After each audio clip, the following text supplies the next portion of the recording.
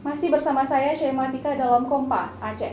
Saudara, pasca lonjakan jumlah pasien positif COVID-19 di Aceh, pihak Rumah Sakit Umum Daerah Zainal Abidin mulai memperketat pengawasan khususnya di kawasan zona merah, ruang RICU pasien positif COVID-19. Nantinya, hanya petugas medis yang diizinkan masuk ke kawasan tersebut. Pihak Rumah Sakit Umum Zainal Abidin mulai memperketat pengawasan jalur masuk kawasan zona merah ruang RICU pasien positif COVID-19 pasca terjadinya lonjakan jumlah pasien terkonfirmasi COVID-19.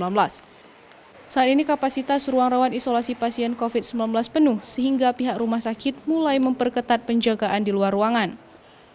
Total pasien positif COVID-19 di Aceh sebanyak 52 orang, 2 diantaranya meninggal dunia. Sebelumnya, area jalur masuk kawasan zona merah, tepatnya di ruang isolasi Pinere RSUZA, ramai dikunjungi pengunjung maupun keluarga pasien.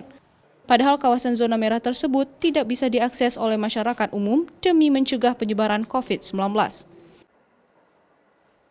Untuk pasien yang di area wilayah rumah sakit lama, itu kita membagi menjadi zona kuning dan zona merah. Jadi, untuk keamanan dan pencegahan penyebaran infeksi, kita merencanakan untuk jalur lalu lalang dari area merah ini 10 meter menjauhi dari area tersebut akan dipasang portal.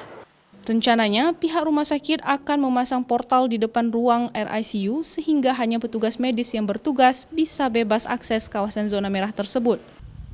Selain itu, protokol kesehatan seperti pemeriksaan cek suhu tubuh dan penggunaan masker juga harus ditingkatkan. Pihak rumah sakit juga meniadakan jam kunjungan pasien selama pandemi COVID-19.